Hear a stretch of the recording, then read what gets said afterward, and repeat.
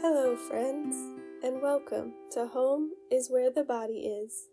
I'm Jen, an AuDHD woman with EDS, POTS, complex PTSD, and OCD, shaped by an abusive religious upbringing. I spent much of my life feeling like I was balancing precariously over an endless pit, constantly reaching for a stable home that always seemed just out of reach. Today, I can honestly say that home is wherever I am right now, built on the stable ground that's growing out of a deepening relationship with my body and myself. In this podcast, I share the lived experiences that brought me here, in case it helps someone feel less alone or supports them on their own journey home. Today, I'd like to talk about how I realized that the symptoms that were long dismissed or misinterpreted by the medical field were coherent and interconnected. Autism, trauma responses, and complex physical conditions rather than isolated or exaggerated issues.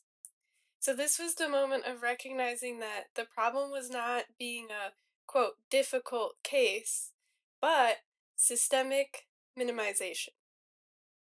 And what I mean by difficult case is, of course, when you go to a medical professional and they act like your symptoms are so weird, or whatever condition you want to be evaluated for is so rare, and they say, like, oh, no, almost nobody has that. And guys, that's not how statistics works. You can't just say, oh, because the probability is so low, that means you don't have it. That is literally not how statistics work. Unless the probability is zero, you you gotta evaluate. If the symptoms match, you gotta evaluate. I really don't understand sometimes how, I don't know, highly educated medical professionals seem to not understand basic statistics. But anyway, um, with this, quote, difficult case, there just always seems to be an alternative explanation available, right?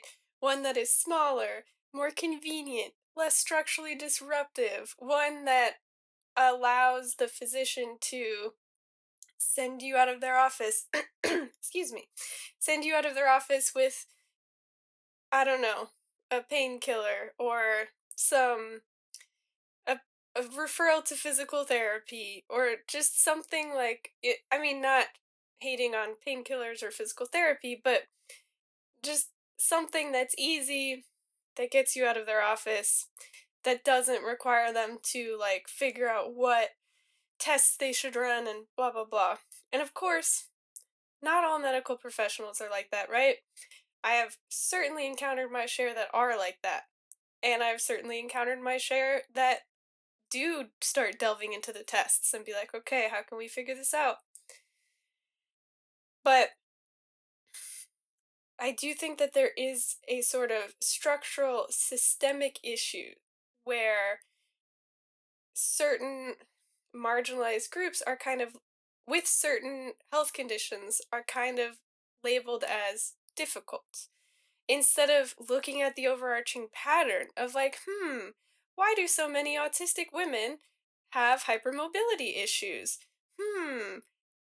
Maybe if someone comes in with autistic traits complaining about certain symptoms, maybe that should be an indicator of a certain supposedly, quote, rare condition. Like, I have experiences of going to an orthopedist and getting x-rays of my neck and trying to get evaluated for a craniocervical instability, which is something that can happen with EDS. And him saying like, oh, well, it just, it looks like one of your discs may be thinning, and like that could totally cause the problems. And I'm like, that could cause all of my problems? Like headaches, facial pain, all the way down to my shoulders pain, like that can cause all of that. So And again, I'm not a medical professional, but I would say I'm a professional when it comes to my own body. I'm the expert on my own body and my own symptoms.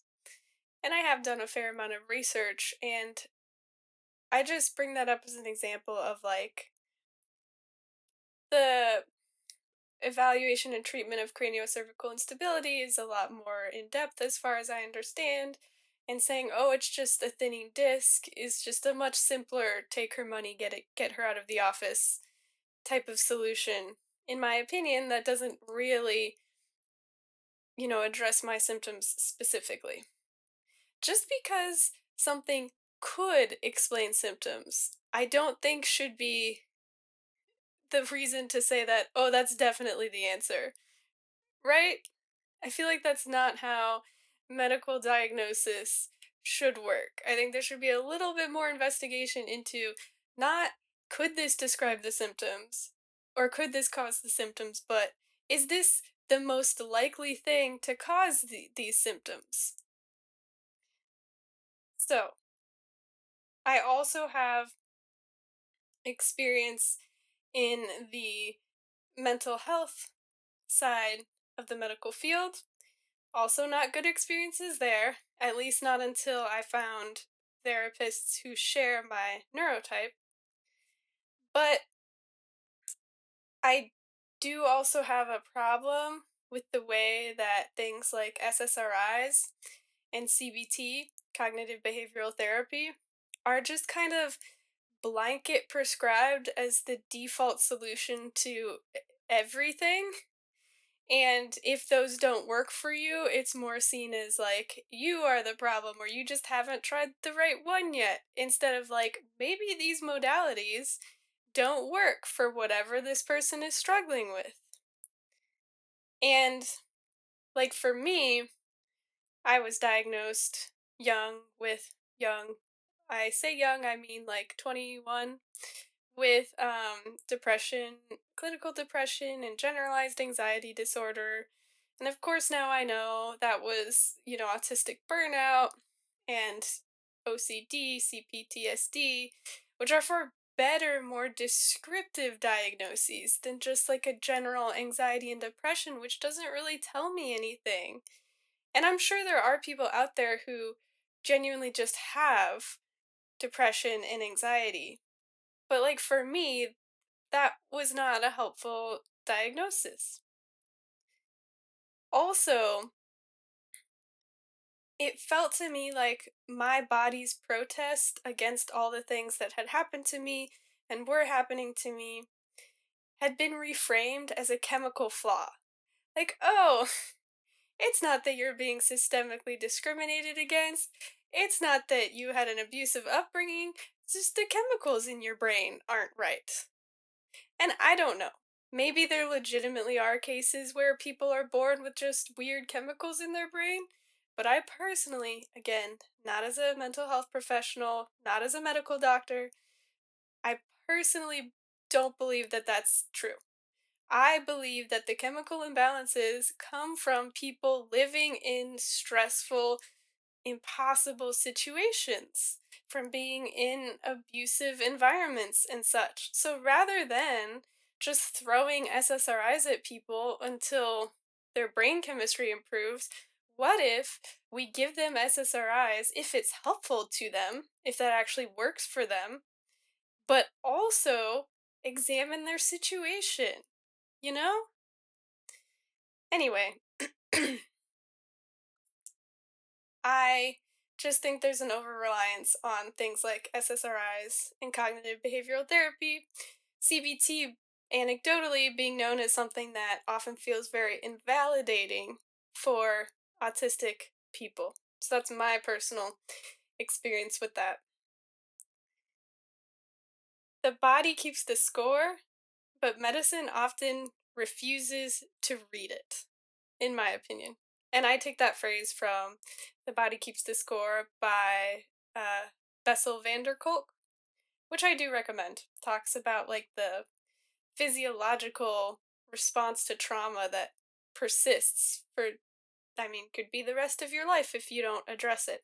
That's why I enjoy somatic therapy. Somatic therapy has been helpful to me.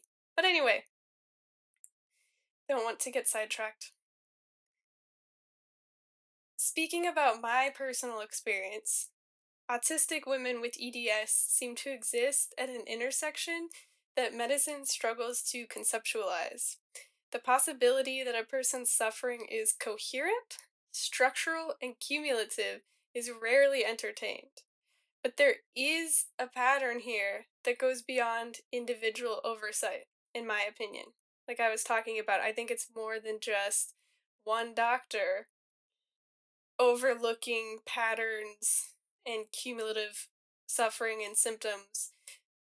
I think it's the way doctors are trained. I think it's the way health insurance incentivizes certain things, right? I think it's the billing system. It's all of that. So I'm definitely not trying to blame, well, I will blame certain specific doctors who have treated me badly. But I'm not trying to blame the average doctor who genuinely is well meaning, um, and is limited by the way insurance billing operates and all of that sort of thing.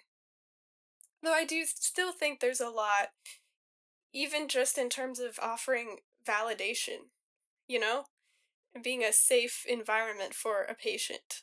That can, in my opinion, go quite a long way, even if they are limited in terms of like what tests insurance will allow them to run and that sort of thing. And I also do want to make sure to specify that I don't think that this is just an autistic women with EDS issue, right? I think that this could apply to many marginalized groups who struggle with certain health issues. I'm just more ignorant of the broader thing because my specific experience is as an autistic woman with EDS. But I would be very interested to hear stories of other marginalized groups who have experienced this sort of medical system dismissal for, certain conditions or certain webs of interlocking conditions. So internally, recognizing that I was not a difficult case, but rather, being failed by the inaccessibility of the healthcare system, this shifted the narrative from self doubt and self minimization to self recognition. What had been framed as just general anxiety, depression, or inadequacy became legible as burnout, trauma, and chronic illness. This replaced confusion and self blame with clarity, internal validation, and a more grounded sense of identity, even alongside exhaustion.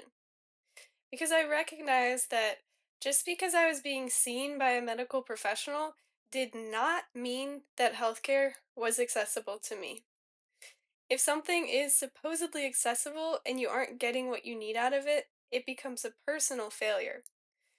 So this shifted my perspective of the to the failure being systemic instead, right? Because inaccessibility can be dismissal, minimization. It doesn't necessarily have to be blocking you from making an appointment. This is what inaccessibility looks like. Not sometimes, not outright refusal of care, but death by minimization.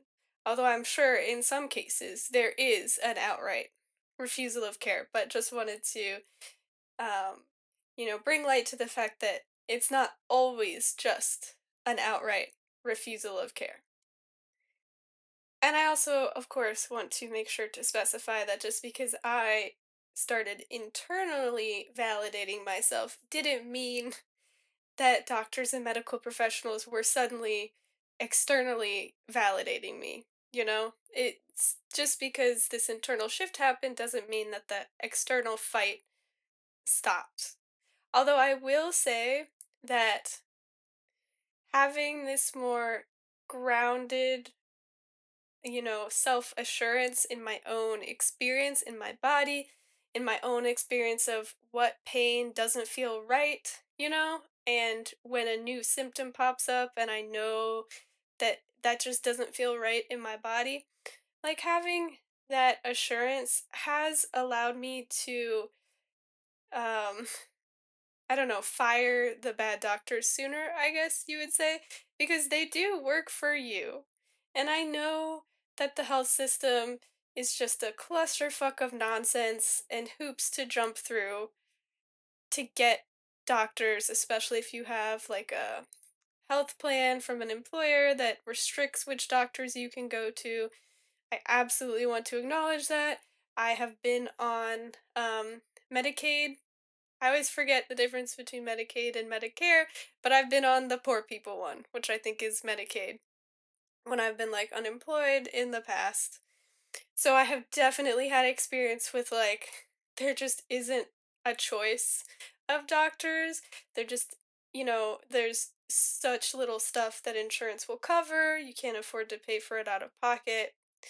But I do think ultimately having this internal grounding and this desire to hold boundaries and stand up for yourself just overall does contribute to a little bit of a better experience.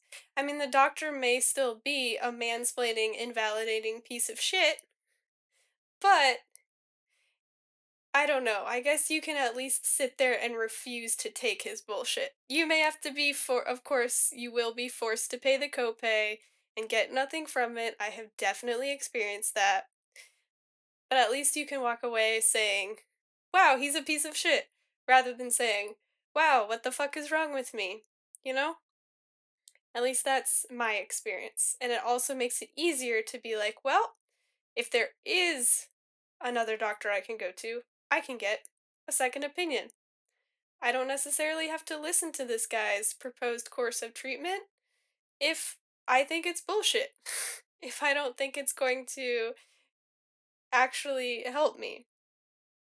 Anyway, I'll get into those more practical pathways a little bit more later in the episode. Um, but I just wanted to say that like in my experience, my pain, our pain, when I say our pain, I mean autistic women with EDS. Of course, I don't want to speak for all autistic women with EDS, but just in my experience and the experience of other autistic women with EDS that I've spoken to, our pain is often blamed on things like hormones, stress, IBS, which IBS is just, to me, a diagnosis of there's something wrong in your digestive system, but we don't know what it is. So we're just going to call it IBS and send you on your way. Um, Fibromyalgia, again, to me, is just a diagnosis of there's something giving you pain. We don't know what it is. Goodbye. Um, or my favorite, dramatics. You're just being dramatic. You're just too sensitive. And of course, I don't want to give shade to any IBS or fibromyalgia treatments or diagnoses that have legitimately helped people to be seen, to get their symptoms treated, to get perhaps disability accommodations.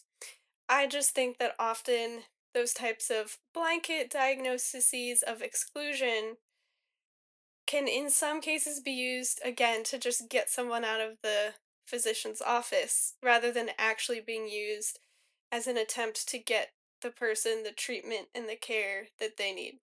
Like, for instance, I was once diagnosed with Meniere's disease after I did like balance testing. They like shoot air into your ears. It's really weird. And then you have to balance on this thing. I don't know, it was not pleasant. But I walked away with it with a Meniere's diagnosis. And I was like, what do I do with this? And they were like, well, you can't really do anything. It just means that you have tinnitus and, bad balance and goodbye. And I was like, what? I mean, I know that. What do I do with that? Whereas I think if anyone kept looking, they might eventually come across craniocervical instability, but as of yet, I have not even been evaluated for that. So just to summarize, right, in my experience, our pain is blamed on hormones, stress, dramatics, right? Our autonomic dysfunction is minimized, our connective tissue disorders are missed, We're told we're anxious instead of physically unstable. We're told we're depressed instead of exhausted from decades of survival, etc., etc. So, how did this topic, this subject of realizing the true inaccessibility of healthcare, how did this shape my journey towards feeling at home wherever I am? It relocated authority inward. After repeated dismissal, stability no longer depended on external validation from medical systems. Instead, it emerged from trusting personal knowledge and lived experience. Right, so I began to uphold boundaries in medical spaces that I never had before. And I began trusting my own judgment in ways I'd previously never allowed myself to. This definitely isn't about dismissing legitimate medical expertise in favor of your own WebMD searches, but it is about validating the need to understand what is happening in your own body, what treatments are being offered, and why they are being chosen over other options. Right? It's about getting second opinions or refusing to drop a concern you have, even after repeated dismissals. It's about firing doctors and finding new ones who take your concerns seriously and treat you like a semi intelligent human being. Of course, mandatory caveat that you can't always fire your doctor and find new ones. You can't always get a second opinion. You can't always ask for a different treatment option. But when possible, I do think it does help. Because while medical professionals have authority in the sense of expertise, like they got an MD, they have experience, maybe they've treated a lot of people. I still think that the person being treated has the authority on their own experience, right? It's the difference between lived experience and learned experience. Medical professionals have learned experience. Patients who are navigating their own bodies and their own symptoms have lived experience. Like, oh, well, I've never had this symptom before. I can tell it feels really wrong in my body. It just doesn't feel like something that should be dismissed. That, to me, is a lived experience that should be respected. Our bodies have these mechanisms of pain and discomfort to communicate to us when something is wrong. And of course, there are things like visceral hypersensitivity, which I recently learned about, where you can like feel your internal organs more than you should be able to. So there are cases like that, or maybe it's our body overacting a little bit, overreacting a little bit, the same way that we might have like an intense startle response that hurts us more than it helps us. I know I do. I saw a centipede the other day. Oh my god, nearly lost my mind. Because it just scuttles and scared the shit out of me. But that's a whole other topic. My deathly fear of anything creepy crawly. But, pain exists for a reason. People who are, what is it called? Is it called analgesic? Like people who are born with lower pain signals, or I think some people are born with like no pain signals. That is bad. Like that is very evolutionarily counterproductive because you will touch a hot stove and not realize it and burn your hand off, You'll get a cut and it'll get infected and you won't feel the infection. You won't feel the pain. So you won't realize it needs to be treated. So all of this is to say that pain and discomfort and knowing that something is wrong are valid signals. Although I do want to specify, I have certainly been in OCD spirals that tell me that something is wrong or that I'm dying or that this like random sensory experience is indication that I'm having a stroke or whatever. So, I do think that it does take some internal regulation and internal wisdom in order to kind of separate the two of those. The way I did it in therapy was just really paying attention to the response that my body is giving me and kind of the more OCD anxious responses.